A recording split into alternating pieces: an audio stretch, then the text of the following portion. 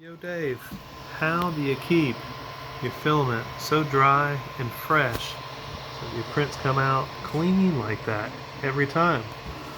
Well, I gotta fight the battle every day, my friend. See, TPU picks up mad moisture, and so I have to print directly out of tubs of desiccant to keep these rolls from picking up moisture during the day while I'm printing. Over a 24-hour period, I'll see a reel pick up to 5 grams of water, just moisture straight out of the air. And I'm at like 55% relative humidity, so you know some parts of the country are a little drier, but yeah, it's pretty nasty battle to fight around here. So I end up doing is printing all of my machines from tubs like this, and this is just Tupperware. Oh, print's done. Tupperware is filled with color changing desiccant, so I can see how wet the desiccant itself is.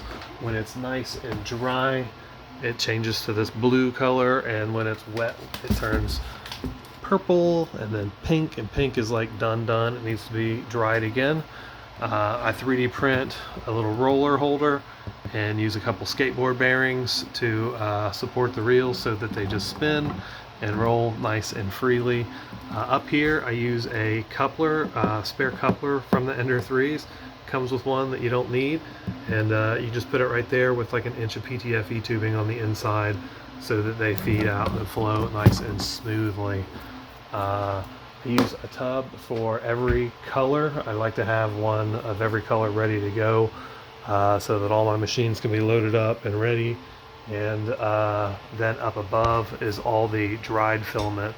This is filament I've already opened and dried in the oven. Usually I dry for like 12 hours at 170 degrees Fahrenheit in a convection oven that just really dries the shit out of it.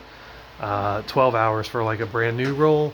If your filament's nasty and wet and bubbly and boogery and you got pox all on the surface of your filament, then you probably need more like 24 hours at the heat. If you're using one of those little wimpy food dehydrators, you're going to need a whole lot more time in the dryer to get that moisture out, because you're only going to be at like 60 or 70 degrees Celsius or something. It's weak compared to the convection oven. But yeah, I get pretty good results. Dry as a motherfucker. Also, I like Saint Smart filament. You see, there are some little wisps in there, but no big boogers. Should be real nice.